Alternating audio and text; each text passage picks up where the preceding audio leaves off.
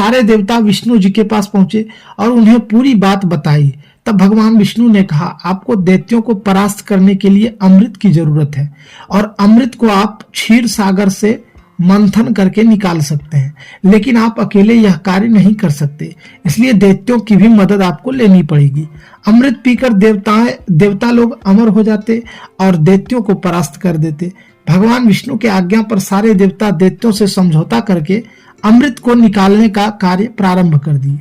समुद्र मंथन के लिए वासुकी नाग को रस्सी बनाया और मंदराचल पर्वत को मथनी बनाया।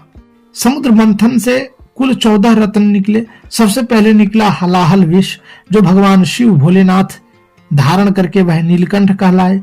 दूसरा कामधेनु गाय, तीसरा ऐरावत हाथी निकला, चौथा कल्प वृक्ष, पांचवा अप्सरा रंभा, छठा माता लक्ष्मी, सातवां पांचजन्य शंख, आठवां पारिजात वृक्ष, नौवां सारंग धनुष।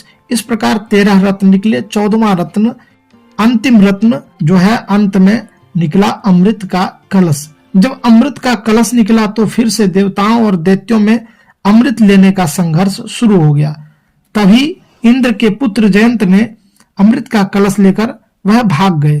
तब राक्षस सभी जयंत के पीछे दौड़े और इसी छीना-छोर और जद्दोजहद झपटा झपटी में अमृत की कुछ बूंदें पृथ्वी पर 4 स्थानों पर गिरी और यह जगह थी त्रिवेणी संगम, प्रयागराज, हरिद्वार, हर की पौड़ी, क्षिप्रा नदी उज्जैन, गोदावरी नदी नासिक। इसलिए इन स्थानों को महापवित्र माना गया है। और जहां कुंभ मेला लगता है, हर 12 साल में ये लगता है, क्योंकि देवताओं और राक्षसों का युद्ध कुल 12 दिन चली थी और 12 दिन लग गए जयंत को अमृत लेकर स्वर्ग पहुंचने में। इसलिए कुंभ भी 12 होते हैं, 4 कुंभ धरती पर और 8 देवलोक में। देवताओं का एक दिन पृथ्वी के 1 साल के बराबर होता है, इसलिए कुंभ मेला भी हर 12 साल में मनाया जाता है। हर 3 साल में इन चारों जगहों पर कुंभ मेले का आयोजन होता है। कुंभ मेला 4 प्रकार का होता है। कुंभ मेला एक होता है, अर्ध कुंभ, एक पूर्ण कुंभ, एक कुंभ और एक महाकुंभ। यह 4 होता है। कुंभ माने कुंभ 4 जगहों पर मनाया जाता है, प्रयागराज, उज्जैन, नासिक और हरिद्वार।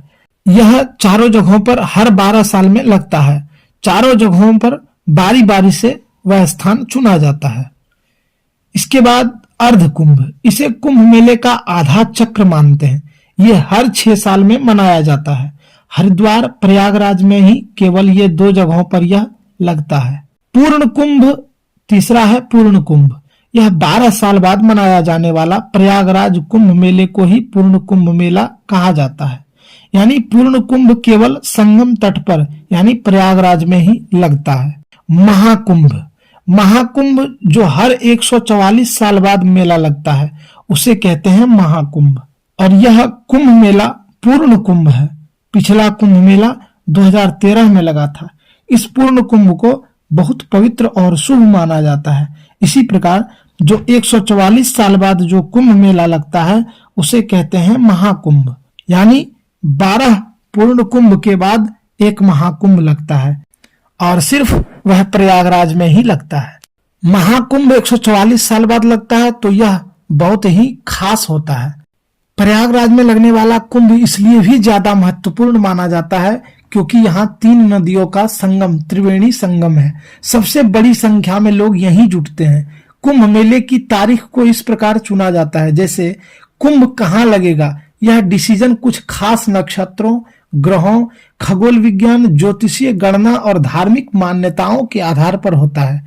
जैसे जब समुद्र मंथन के बाद अमृत कलश को लेकर भाग दौड़ हो रहा था, तो उस समय सूर्य, चंद्र और बृहस्पति देवों ने इसकी रक्षा की थी। इसलिए वर्तमान राशियों पर यही रक्षा करने वाले ग्रह जब आते हैं तो कुंभ का योग बनता है। यानी जिस साल जिस राशि पर सूर्य, चंद्रमा और बृहस्पति का संयोग होता हो, उसी वर्ष उसी राशि के योग में जिस स्थान पर अमृत बूंद गिरी थी, वहां कुंभ मेला लगता है। और यह योग 12 साल में बनता है, हर 12 साल में।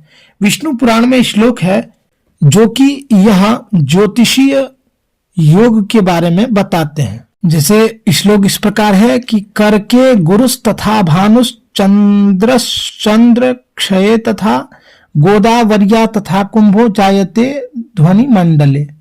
यह जो है पहला यानी नासिक को दर्शाता है। और यह इसका अर्थ इस प्रकार है कि सूर्य सिंह राशि और बृहस्पति सिंह या कर्क राशि में होती है तब कुंभ मेला नासिक में लगता है। और दूसरा है मेष राशि गते सूर्य सिंह राशिया बृहस्पति अवंतिकायाम भवे कुंभ सदा मुक्ति प्रदायक। दूसरा जो है वह उज्जैन को दर्शाता है कि उज्जैन में जब कुंभ लगता है, जैसे मेष राशि में सूर्य का प्रवेश और सिंह राशि में बृहस्पति का प्रवेश होता है तब अवंतिका यानी उज्जैन में कुंभ का आयोजन किया जाएगा यानी किया जाता है। तीसरा है मकरे च दीनानाथे वृष राशि स्थिते गुरौ प्रयागे कुंभ योगो वै माघ मासे विधुक्षय। तीसरा जो है वह प्रयागराज यानी यही इलाहाबाद यानी जो अभी कुंभ लग रहा है उसको दर्शाता है कि सूर्य और चंद्रमा मकर राशि में होते हैं और बृहस्पति वृषभ राशि में होता है तब कुंभ मेला प्रयागराज में आयोजित होता है। और चौथा जो है वह हरिद्वार को दर्शाता है। पद्मिनी नायकम मेघे कुंभ राशि गते गुरौ गंगा द्वारे भवेद योगः कुंभ नामा तदोत्तनम। यानी कि सूर्य और मेष राशि और बृहस्पति कुंभ राशि में होता है तो कुंभ मेला हरिद्वार में आयोजित होता है। तो इस प्रकार ज्योतिषी गणना के अनुसार हर स्थान पर हर बार जो है कुंभ मनाया जाता है। ज्योतिषीय मान्यता है कि ग्रहों का यह योग नदी के पानी के औषधीय के जैसा बना देता है, तभी इसमें नहाने से शरीर के साथ अंतरात्मा भी पवित्र हो जाता है। कुंभ का आध्यात्मिक महत्व है कि कुंभ के समय खास ग्रहों की स्थिति एकाग्रता और साधना के लिए सबसे अच्छा समय होता है। कुंभ मेला स्नान की शुरुआत शाही स्नान से होती है। इसमें विभिन्न संप्रदायों और 13 अखाड़ों के नागा साधु सिद्धगुरु नदी में नहाकर मेले को आरंभ करते हैं। यही शाही स्नान है। इन सभी को नहाने के बाद ही सारे भक्त नहाते हैं, पवित्र डुबकी लगाते हैं। महाकुंभ मेला आस्था, विश्वास, सनातन संस्कृति, प्राचीन परंपराओं को एक साथ जोड़ने वाली यह अद्भुत प्रारूप है। इसे सिर्फ धर्म के नजरिए से ना देखें, क्योंकि यहाँ भारत के ही नहीं अपितु विदेशों से भी लाखों लोग डुबकी लगाने आते हैं। कुंभ में भेदभाव नहीं होता है, चाहे वह कोई भी हो, किसी जाति से, किसी धर्म का हो, किसी जगह से हो, किसी वर्ग से हो, वह कुंभ में डुबकी लगाकर मोक्ष पाने के लिए ही आता है। कुंभ भारत के धर्म, संस्कृति और धर्मनिरपेक्ष को बढ़ावा देता है। यहाँ आने वाले सभी श्रद्धालु एक आशा और विश्वास के साथ आते हैं और वह मोक्ष की आशा है, वह है मोक्ष की आशा। यहाँ कुंभ मेला में डुबकी लगाने के साथ सभी बड़े बड़े संत महात्माओं का दर्शन, भक्ति, भजन, कथा श्रवण और साथ में भोजन करते हैं। यहाँ आस्था और ज्ञान प्रदान भी किए जाते हैं। यहाँ सभी साधु सन्यासी अपनी परंपरा, अपनी प्रकाश लोगों को, देश दुनिया को दिखाते हैं। कुंभ यह सभी को दिखाता है कि भारत बहुत से धर्म कल्चर को एक साथ प्रमोट करता है। इसी कारण भारत इंटरनेशनल लेवल पर, अंतर्राष्ट्रीय लेवल पर खास है। इसलिए कुंभ मेले को भारत का सनातन संस्कृति का एम्बेसडर भी कहा गया है। कुंभ लाखों विदेशी श्रद्धालु आते हैं। कुंभ में लाखों विदेशी श्रद्धालु आते हैं। ये सभी भारतीय संस्कृति, धर्म, परंपराओं को देखते हैं, जीते हैं और महसूस करते हैं। कुंभ भारत को बहुत आंतरिक और बाहरी भी पावर शक्ति देता है। कुंभ भारत को अंतर्राष्ट्रीय लेवल पर बहुत शक्तिशाली बनाता है। यह इस बात का भी कुंभ भारत और उससे भी ज्यादा उत्तर प्रदेश को आर्थिक दृष्टि से भी मजबूत करता है। 13 जनवरी से महाकुंभ की इकोनॉमी धार्मिक टूरिज्म को बूस्ट करता है। इस बार अंदाजा लगाया गया है कि 40 से 45 करोड़ लगभग तीर्थयात्री भक्त यहाँ आ सकते हैं। इसलिए इस बार कुंभ के लिए लगभग 4000 हेक्टेयर में टेम्पररी शहर बनाया जा रहा है। यहाँ तक कि इसे टेम्पररी डिस्ट्रिक्ट का भी दर्जा दिया गया है। यह सुनकर अचंभित आप होंगे कि 1882 में 20,228 रुपये खर्च किए गए थे, जो आज के हिसाब से लगभग 3 करोड़ 65 लाख होते हैं। इससे 49,840 रुपये का रेवेन्यू हुआ था, जिसमें 29,612 रुपये का नेट प्रॉफिट हुआ था। वहीं 1894 में भारत की जनसंख्या बढ़कर 23 करोड़ हो गई। लगभग 10 लाख श्रद्धालु कुंभ में डुबकी लगाने आए थे।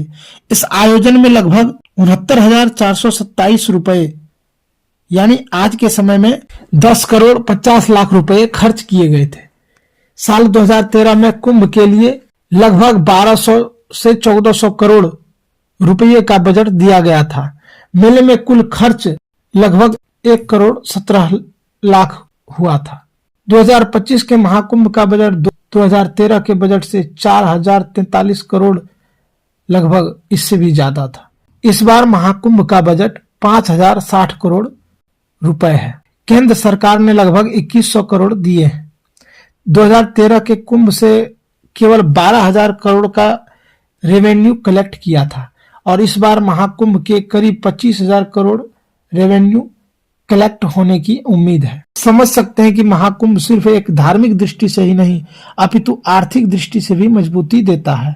2013 में कुंभ मेले के लिए 16 स्क्वायर किलोमीटर एरिया अवेलेबल करवाया था। इस बार के कुंभ के लिए 2400 हेक्टेयर बढ़ा दिया गया है, यानी पिछले बार से करीब 2.5 गुना ज्यादा।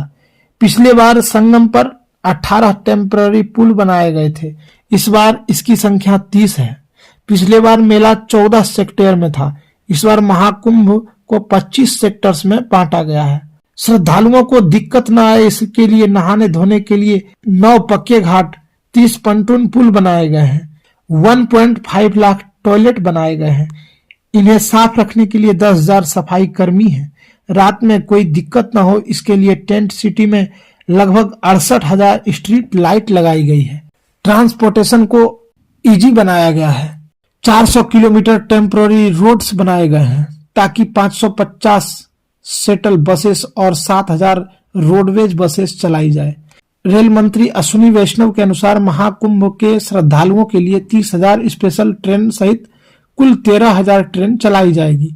इसके साथ ही मेले के लिए शहर को अंतर्राष्ट्रीय लेवल की बनाने की तैयारी है। इसके लिए टेक्नोलॉजी का सहारा भी लिया जा रहा है। सिक्योरिटी में 23,000 CCTV camera, drone, aerial surveillance, AI based surveillance, video and thermal imaging system भी सिक्योरिटी को मजबूत करने के लिए किए गए हैं। फायर सेफ्टी सेंटर भी तात्कालिक दुर्घटना से बचने के लिए यह बनाए गए हैं। इस महाकुंभ का सीधा बेनिफिट लोकल विजन, एम्प्लॉयमेंट और टूरिज्म इंडस्ट्री को मिलने वाला है। इससे सारी महाकुंभ की सामान का निर्यात में भी बढ़ावा मिला है। लगभग अभी तत्काल में 25% तक का बढ़ावा मिल चुका है। इस कुंभ से प्रयागराज में टेम्पो रिक्शा, मंदिर साइड फूल बेचने वाले, प्रसाद बेचने वाले, अन्य छोटे छोटे बहुत से जैसे नाव चलाने वाले जैसे हजारों लाखों लोगों की फायदा इस महाकुंभ से होने वाली है। यानी महाकुंभ से रोजगार के अवसर बढ़ेंगे। महाकुंभ का महत्व सिर्फ संस्कृति ही नहीं, उत्तर प्रदेश की इकोनॉमी को भी 25,000 करोड़ तक बूस्ट करने वाला है। इसके साथ ही वाराणसी, अयोध्या, मथुरा और विंध्याचल में भी अच्छा सकारात्मक इम्पैक्ट इसका पड़ेगा।